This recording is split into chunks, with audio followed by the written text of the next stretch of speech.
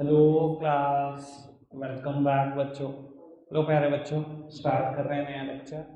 बाबू, चर्चा शुरू करेंगे जहाँ पे चर्चा छोड़कर गए थे वहीं से। बेटा, हमने ना दो फॉर्मूलाज डिराइव कर लिए थे उस दिन। होपफुली याद होंगे आपको। एक बार मैं फिर भी हल्का सा रिवीजन कर देता हूँ। बेटा, सबसे पहली चीज हमने बेटा डिराइव कर ली थी कि नेट इन्वेस्टमेंट बराबर होती है ग्रॉस इन्वेस्टमेंट माइनस डेप्रिसिएशन। ठीक है, क्या अगर इसको ग्रॉस इन्वेस्टमेंट की सेंस में लिखना हो तो मैं लिख सकता हूँ नेट इन्वेस्टमेंट प्लस डेप्रिसिएशन। मेरा ख्याल है बात याद है। फिर बेटा हमने दूसरी बात डिराइव की थी कि एनआईटी क्या होता है बेटा, आईटी माइनस सब्सिडी। ठीक है जी? तो वो मार्केट प्राइस बराबर होता है फैक्टर कॉस्ट के प्लस एनआईटी के। और अगर बेटा किसी चीज को फैक्टर कॉस्ट के सेंस में लिखना हो तो एनपी माइनस एनआईटी। कोई दिक्कत कोई परेशानी तो नहीं किसी को इस बात में? आगे बढ़े आपको आगे बढ़ा देते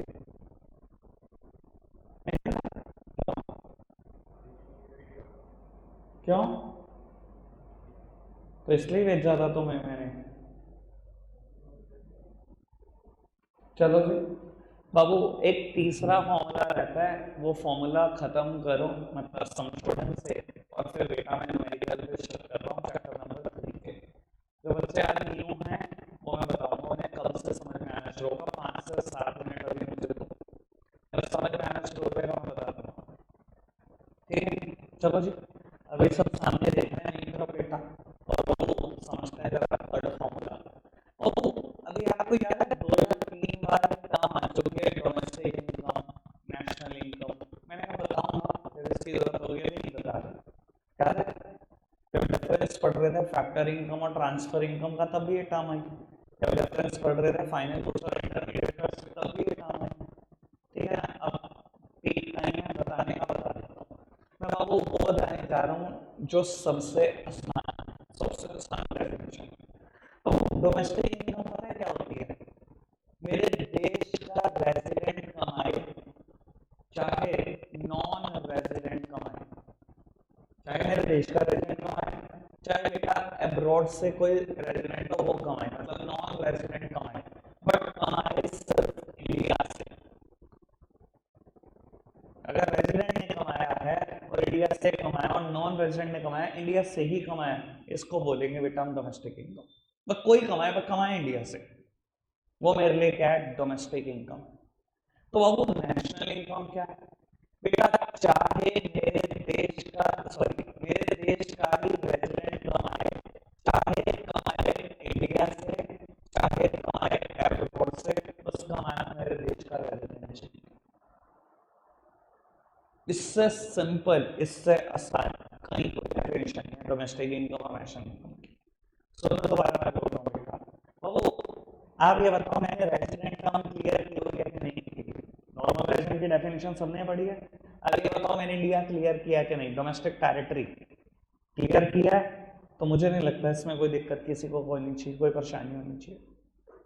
बाबू फिर भी एक बार सामने देख लो। बाबू मैंने बोला डोमेस्टिक इनकम क्या है? मेरे देश का रेजिडेंट कमाए चाहे बेटा अब्रॉड से कोई रेजिडेंट कमाए, मतलब नॉन रेजिडेंट कमाए। कमाएगा अगर सिर्फ इंडिया से तो मैं बोलूंगा ये जो इनकम कमाई गई है ये डोमेस्टिक इनकम। और वो पूछो नेशनल इनकम क्या है? मेरे देश का रेजिडेंट जब कमा के लाएगा, चाहे वो इंडिया से कमा ले चाहे वो अब्रॉड से कमा ले, मैं कहूंगा ये नेशनल इनकम है। समझ में आ रही है? कोई दिक्कत कोई परेशानी तो नहीं? आगे बढ़ाएं बात को।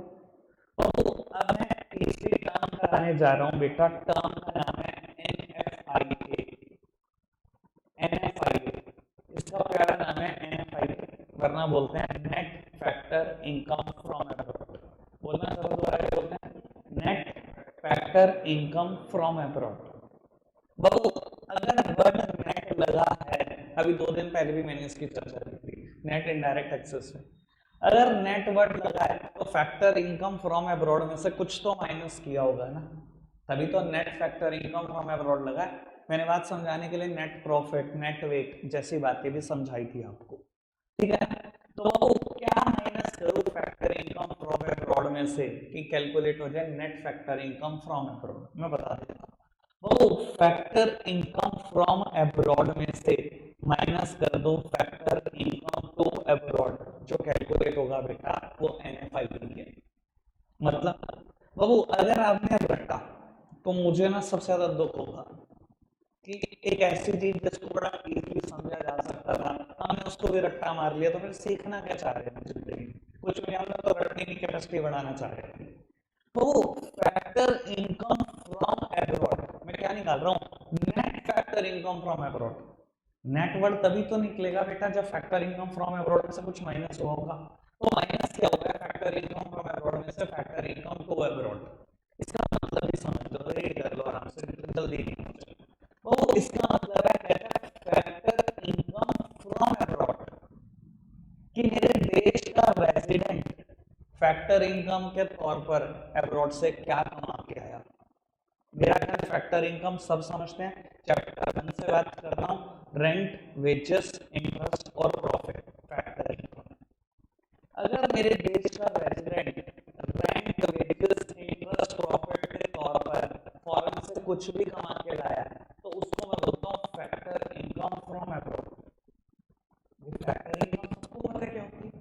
फ्रॉम अब्रॉड, मेरे देश का रेजिडेंट अब्रॉड से क्या कमा के लाया। एक बार जब मैं बैच में बता रहा था ना, जैसे अभी आपको बता रहा हूँ कि फैक्टर इनकम फ्रॉम अब्रॉड का मतलब क्या होता है, तो एक बच्चे ने मुझसे क्वेश्चन कर लिया। क्वेश्चन बड़ा ही प्यारा था, आप भी सुन लो कि भैया आपको कैसे पता मेरे देश के रेजिडेंट नहीं कमाएंगे फैक्टर इनकम। यहाँ तो सिर्फ ये लिखा है ना फैक्टर इनकम फ्रॉम अब्रॉड कि अब्रॉड से फैक्टर इनकम है, आपको कैसे पता मेरे देश के रेजिडेंट नहीं कमाएंगे? तो मैंने उसको एक बात समझाई, ये बात मैं आपको खुद समझा देता हूँ बिना आपने आपने कोई मेरी बोली नहीं, मैं फिर भी समझा रहा हूँ। देखो बेटा, अगर अब्रॉड से नॉन रेजिडेंट कमा रहा होता, मतलब मेरे देश का रेजिडेंट ना कमा रहा होता, तो बाबू मैं उसका डिस्कशन कर ही क्यों रहा होता? आप खुद समझो, एक तो अब्रॉड मेरा देश भी नहीं, दूसरा नॉन रेजिडेंट मेरे देश का बंदा भी नहीं, तो मैं डिस्कशन ही क्यों कर रहा होता? ऑब्वियसली मैं डिस्कशन इसलिए कर रहा हूं कि फैक्टर इनकम फ्रॉम अब्रॉड मेरे देश के रेजिडेंट ने कमाई है। समझ में आ गया बात?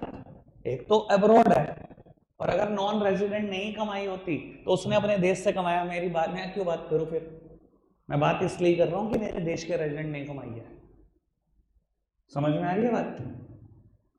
क्लियर हुई है बात? मैं क्या कहने की कोशिश कर रहा हूं आपको, ठीक है? तो बाबू फैक्टर इनकम फ्रॉम अब्रॉड का मतलब क्या है? मेरे देश के रेजिडेंट ने फैक्टर इनकम के तौर पर अब्रॉड से क्या कमा लिया। कोई दिक्कत कोई परेशानी तो नहीं? और बाबू फैक्टर इनकम टू अब्रॉड का मतलब कि नॉन रेजिडेंट मेरे देश से फैक्टर इनकम के तौर पर क्या कमा कर लेके। फैक्टर इनकम टू अब्रॉड, हमने अब्रॉड को कितना पे कर दिया? ऑब्वियस सी बात है, नॉन रेजिडेंट उनके देश का रेजिडेंट हमारे देश से कमा कर गया होगा। और अगर बहुत समझदार हो तो बेटा ये टर्म रटने की है ही नहीं। कहता है net factor income from abroad, net में आपने फैक्टर इनकम के तौर पे क्या कमाया। मतलब कहने का मतलब है, मान लो मेरे देश के रेजिडेंट्स अब्रॉड से 5,000 करोड़ रुपए कमा जाते हैं रेंट, वेजेस, इंटरेस्ट, प्रॉफिट के, और नॉन रेजिडेंट मेरे देश से कमा जाते हैं 3,000 करोड़, तो मैं बोल सकता हूँ ना नेट में हम 2,000 करोड़ कमा रहे हैं। यही है net factor income from abroad, कि नेट में हम क्या कमा रहे हैं अब्रॉड से। हम जो कमा रहे हैं अब्रॉड से माइनस कर दो जो नॉन रेजिडेंट इंडिया से कमा रहा है, आ जाएगा बेटा सीधा सीधा net factor income from abroad. कोई दिक्कत कोई परेशानी तो नहीं? अभी तक मैंने जितनी बात बोली समझ में आ गई है? फैक्टर इनकम का मतलब समझ में आया? फैक्टर इनकम फ्रॉम अब्रॉड का मतलब समझ में आया? फैक्टर इनकम टू अब्रॉड का मतलब समझ में आया? तो NFIA का मतलब ऑब्वियसली समझ में आ गया होगा। रीडिंग करनी आ रही है? आगे बढ़ाऊं बात को? पक्का? चलो मैं टर्म लिखूंगा, ऐसा हो सकता है बेटा चक्कर आ जाए टर्म सुनकर। ठीक है जी, देखते हैं बेटा कितनी जल्दी हम ग्रैब कर पाते हैं। मैं टर्म लिखने जा रहा हूँ, मुझे बता देना कि मैंने सही लिखा है कि नहीं। मैं लिखने जा रहा हूँ कि नेशनल इनकम बराबर होती है डोमेस्टिक इनकम प्लस NFIA के। मैंने टर्म लिखी है कि नेशनल इनकम बराबर होती है डोमेस्टिक इनकम प्लस NFIA के। क्या ये मैंने ठीक लिखा है? बच्चे कह रहे हैं हमें क्या पता, जो लिखा है बस पता नहीं। लो बाबू देखते हैं सही लिखा है कि नहीं। बाबू इलेबोरेट करते हैं इस टर्म को। बाबू नेशनल इनकम क्या होता है? रेजिडेंट ही कमाए, चाहे इंडिया से कमाए चाहे अब्रॉड से कमाए, उसी तो बोलता हूँ मैं नेशनल इनकम। डोमेस्टिक इनकम क्या होता है? रेजिडेंट कमाए चाहे नॉन रेजिडेंट कमाए, बस कमाए इंडिया से, तो मैं उसको बोलता हूँ डोमेस्टिक इनकम। कोई दिक्कत कोई परेशानी तो नहीं? ओ NFIA लिख सकता हूँ, FIFA minus FITA. FIFA minus FITA मतलब factor income from abroad minus factor income to abroad. ये तो मैं इतना बड़ा बड़ा बोल रहा हूँ, मैं बोलूंगा नहीं, NFIA ही बोलूंगा, ठीक है ना, और फीफा फिटा ही बोलूंगा। मैं पिछले साल तक बोलता था NFIA, लास्ट ईयर के बच्चों ने नाम रख दिया इसका नफिया। अरे नफिया है तो मैंने कहा कुछ ही बोल रहा भाई, कोई दिक्कत कोई परेशानी तो नहीं? तो बाबू NFIA किसके बराबर है? फीफा माइनस फिटा के। मतलब मेरे देश के रेजिडेंट ने अब्रॉड से क्या कमाया, यही तो होता है FIFA, factor income from abroad. मेरे देश के रेजिडेंट ने अब्रॉड से क्या कमाया। और बाबू फिटा क्या होता है? फैक्टर इनकम टू अब्रॉड, कि नॉन रेजिडेंट इंडिया से क्या कमा कर ले गया, यही तो मतलब होता है। और अगर बहुत समझदार हो गया सब बराबर। यानी कि जो मैंने बात लिखी थी कि नेशनल इनकम बराबर होती है डोमेस्टिक इनकम और NFIA के, वो ठीक बात लिखी थी। कोई दिक्कत कोई परेशानी तो नहीं? बात है क्लियर बिल्कुल? ठीक है जी। और अगर इसको डोमेस्टिक इनकम की सेंस में लिखना हो तो डोमेस्टिक इनकम बराबर होती है नेशनल इनकम माइनस NFIA के।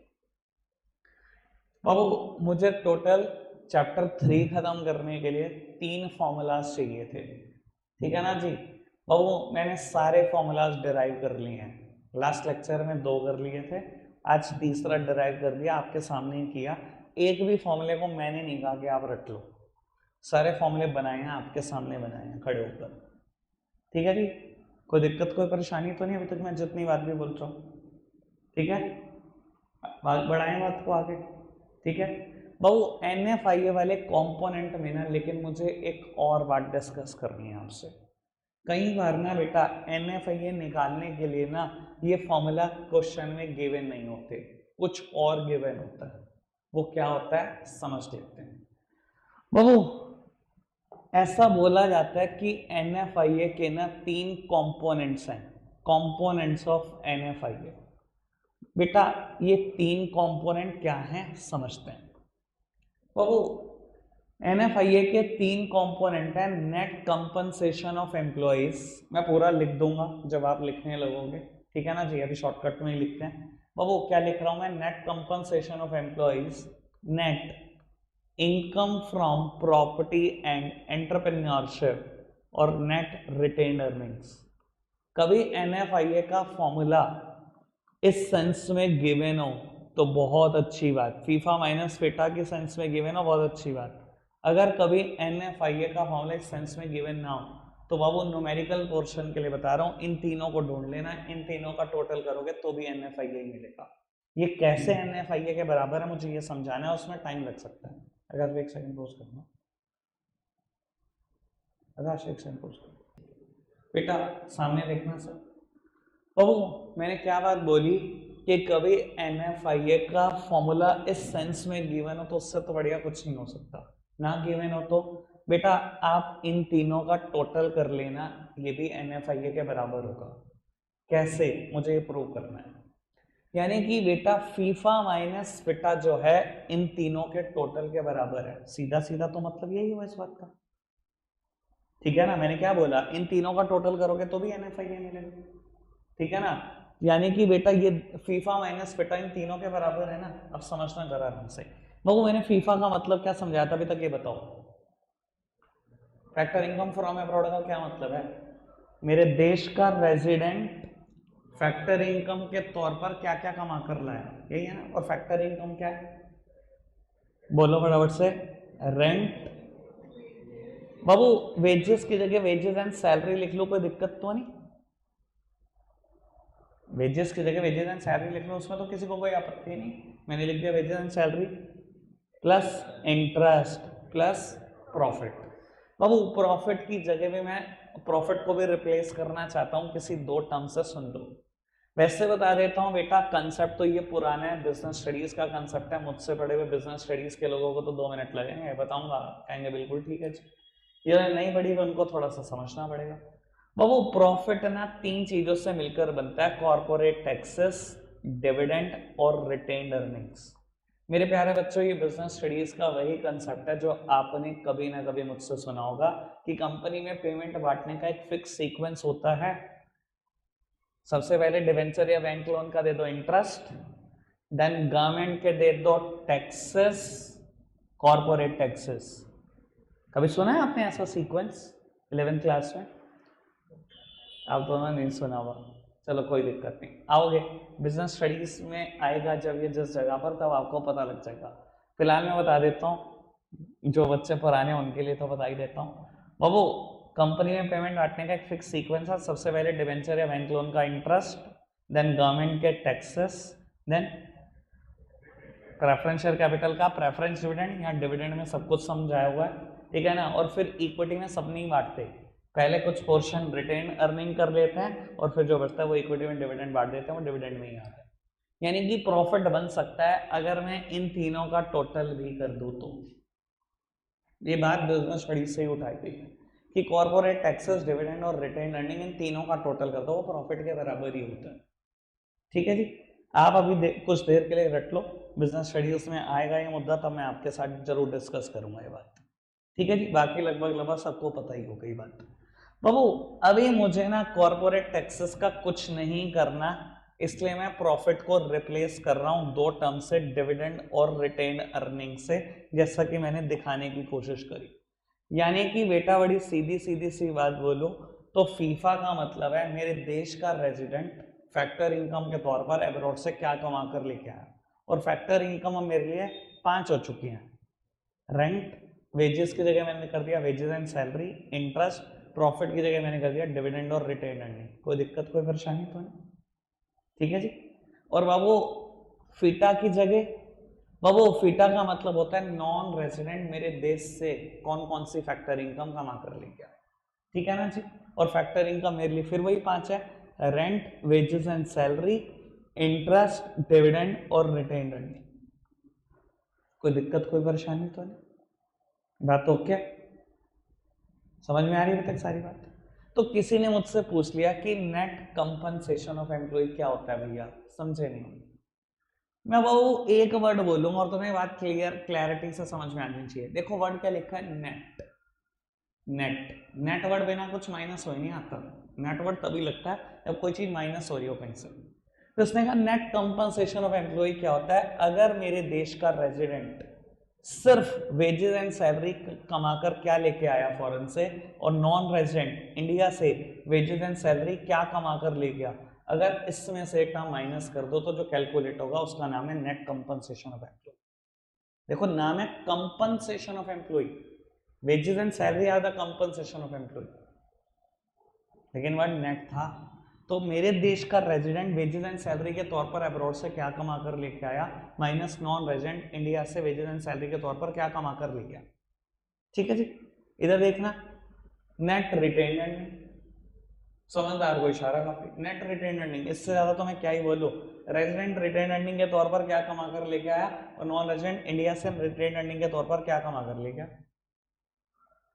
ठीक है जी। और बाबू ये net income from property and entrepreneurship, property and entrepreneurship से क्या कमा लेते हो बाबू। मेरे देश का रेजिडेंट रेंट के तौर पर, इंटरेस्ट के तौर पर और डिविडेंड के तौर पर क्या कमा कर लेकर आया, माइनस नॉन रेजिडेंट इंडिया से रेंट के तौर पर, इंटरेस्ट के तौर पर, डिविडेंड के तौर पर क्या कमा कर ले गया। यानी कि अगर मैं बड़ी सीधी सीधी सी बात बोलूं ना, फीफा और फिटा में ना 5 बातें आती थी, 5 फैक्टर इनकम आती थी। इसने क्या करा, उस 5 के ना 3 टुकड़े कर दिए। वेजेस एंड सैलरी को अलग लिखवा लिया इसने, सेम बात लिखवाई, रेजिडेंट और non resident wages and salary के तौर पर क्या कमा कर ले आए और क्या कमा कर ले गए, पहले उसको अलग करा, फिर इसने अलग करा रिटेन अर्निंग को, फिर इसने अलग करा रेंट, इंटरेस्ट और डिविडेंड को। यानी कि इन 5 बातों के 3 टुकड़े कर दिए और कुछ नहीं करा, है ये फीफा और फिट है। क्लियर है बात? कोई दिक्कत कोई परेशानी तो नहीं। और अगर बड़ा वर्ड पे ध्यान है तो बाबू ये भी समझ लिया होगा आपने, लिखा है net income from property and entrepreneurship. Property और एंटरप्रेन्योरशिप बाबू, प्रॉपर्टी से जनरेट होने वाली इनकम रेंट है, और एक एंटरप्रेन्योर को जनरेट होने वाली इनकम, एंटरप्रेन्योर को जिसने धंधे में पैसा लगाया, इंटरेस्ट और डिविडेंड लिया। तब ये तीनों टर्म यहां लिखी गई। क्या ये बात क्लियर हुई कि एनएफआईए के 3 कंपोनेंट होते हैं? मैंने अपनी तरफ से पूरी जान लगा दी और बहुत टाइम लगा दिया इसको बताने में। क्लियर है बात? आगे बढ़ाएं। अभी आपने हैं बाबू, प्रॉफिट की जगह ही तो लिखा डिविडेंड और रिटेन अर्निंग को, लिख तो दिया। जब रिटेन अर्निंग उसने अलग लिखवाया तो लिख तो दिया मैंने। कोई दिक्कत कोई परेशानी तो नहीं? आगे बढ़ाएं बात को। इधर देखना, मुझे पता है अभी आपने नोट डाउन नहीं किया, मैं नोट डाउन करने का टाइम दूंगा। मेरी तरफ देखना पहले बाबू, मैं चैप्टर 3 स्टार्ट कर रहा हूं विदाउट अ फर्दर डिले। अब से सार्थक को भी समझ में आएगा। मतलब कहने का मतलब है आपको कुछ बातें रटनी पड़ेंगी, फिर यहाँ से स्मूथ चलना शुरू हो जाएगा आपका भी सिलेबस, अगर कुछ बातें रट लो, सिर्फ 3 बातें। ठीक है जी बाबू, चैप्टर का नाम है national income and related aggregates. Chapter 3 का नाम है national income and related aggregates. Purely chapter है बेटा थ्योरेटिकल, सब सामने देखना। मैंने अभी तक 3 फॉर्मूलाज डिराइव करे, मैं उन्हीं फॉर्मूला का यूज करूंगा, रिपीटेडली लिखूंगा उनको। ठीक है ना जी बाबू, मैंने सबसे पहले बात करी थी नेट इन्वेस्टमेंट की। नेट इन्वेस्टमेंट बनता है ग्रॉस इन्वेस्टमेंट माइनस डेट। आ जाती है, ये बात भी लिखी मैंने। फिर अगर इसको ग्रॉस इन्वेस्टमेंट की सेंस में लिखना हो तो ऐसे तो लिखूंगा। फिर बेटा मैंने मार्केट प्राइस की बात करी थी, याद करो, उस दिन पिज्जा का एग्जांपल दिया था। फिर बेटा अगर इसको फैक्टर कॉस्ट की सेंस में लिखना हो तो ऐसे ही तो लिखूंगा।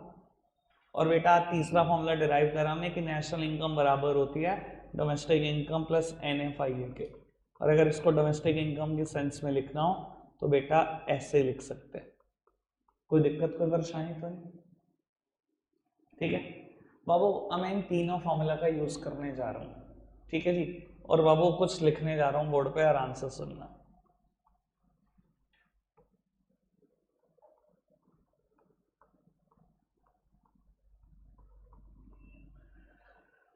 बाबू मैंने जो लिखा है पहले इसको बोलना सिखा देता हूँ, आप बोलते कैसे हैं इसको।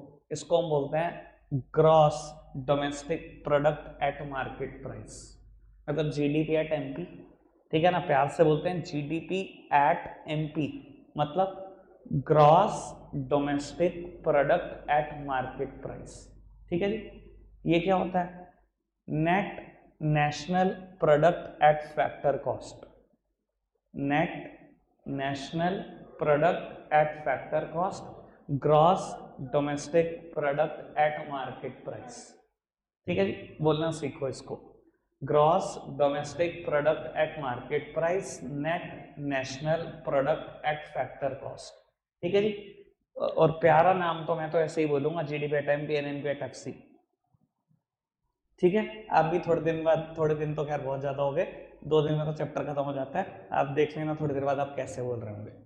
GDP at MP, NNP at FC, ऐसे बोलेंगे आप। ठीक है जी, अब सुनना, ये वही जी है बेटा जो यहाँ लिखा हुआ है। बाबू अगर जी को एन में कन्वर्ट करना हो, ये रहा जी, अगर इसको एन में कन्वर्ट करना हो तो हमेशा कन्वर्ट किया जा सकता है माइनस डेप्रीसिएशन करके। सेम बात, ये मैं अभी जी टू एन लिख रहा हूं, अगर एन टू जी करना हो, अगर एन को जी में कन्वर्ट करना हो तो इस साइन को उल्टा कर देना। ठीक है जी बाबू, डी को एन में कन्वर्ट करना हो, ये डी लिखा है। बाबू अगर डोमेस्टिक इनकम को नेशनल इनकम में कन्वर्ट करना हो, डी को एन में कन्वर्ट करना हो, तो एक ही तरीका है बेटा, प्लस कर दो एनएफआईए। और अगर बेटा उल्टा हो, एन टू डी करना हो अगर N2D करना है तो बाबू माइनस कर दो NFi, ठीक है जी। और बाबू अगर MP टू FC कन्वर्ट करना हो, MP को FC में कन्वर्ट करना हो, तो बेटा एक ही तरीका है, माइनस NIT। और अगर कभी FC को MP में करना पड़े तो बाबू रिवर्स कर दो, प्लस कर दो, ठीक है जी। यानी कि मैं बता देता हूं, मैंने 3 बातें लिखी और बाबू ये तीनों फॉर्मूला का यूज करा जो मैंने पिछले चैप्टर में समझाए थे, ठीक है जी। बाबू इस पूरे चैप्टर के न्यूमेरिकल हो सकते हैं अगर आपको ये टेबल याद है, पूरा चैप्टर खत्म हो सकता है। तो सार्थक भाई अभी ये तो भूल जाओ कि एकदम में ये होगा, ठीक है जी। तो सीधी सीधी बातें रट लो, अभी थोड़ी देर के जब करने बैठोगे, रिवीजन वीडियोस देखने बैठोगे तो समझ में आ जाएगा कहाँ से आएंगे, ठीक है जी। कोई भी न्यूमेरिकल इस चैप्टर का करना हो, मैं रफ में टेबल बना देता हूँ। GDP MP NNP at F C, G को एन में कन्वर्ट करने के लिए माइनस टैप, डी को एन में कन्वर्ट करने के लिए प्लस एन एफ आई है, एमपी को एफ सी में कन्वर्ट करने के लिए माइनस एन आई टी। कोई दिक्कत कोई परेशानी तो अभी तक मैंने जितनी बात बोली क्लियर है। अब वो पेपर क्या करता है ये समझ लो बेटा। कभी आपको कह सकता है क्वेश्चन में गिवन है G N P at M P, you have to calculate N D P at F C. कभी कह सकता है क्वेश्चन में गिवन है आपको GDP at MP, you have to calculate GNP at FC. बाबू इन टर्म्स से ना इससे टोटल 8 टर्म्स बन सकती हैं। जीडीपी एट एमपी एक है, एनएनपी एट एफसी एक है, जीएनपी एट एमपी एक है, जीएनपी एट एफसी एक है, जीडीपी एट एफसी एक है, एनडीपी एट एमपी एक है, एनडीपी एट एफसी एक है। 8 टर्म बन जाते हैं यहीं से। कोई एक दे देगा, कोई दूसरी कैलकुलेट करा लेगा, ठीक है जी। है बहुत आसान, टेबल ये यूज हो जाएगी, हर एक में जो मर्जी पूछ ले, जो मर्जी दे दे, सब निकल जाएगा, ठीक है जी। वो कैलकुलेट कैसे होगा वो मैं 2 मिनट के बाद बताऊंगा आपको, पहले आप नोट डाउन करने वाला काम निपटा लो।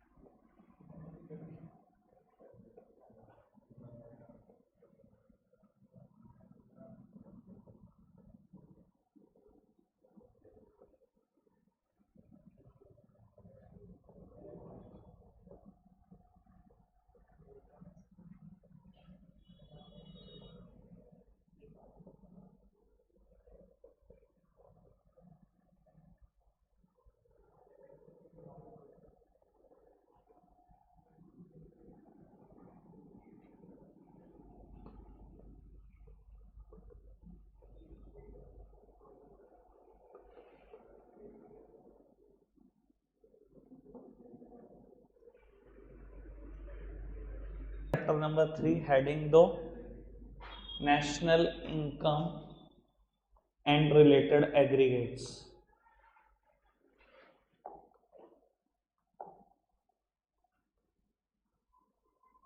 National income and related aggregates.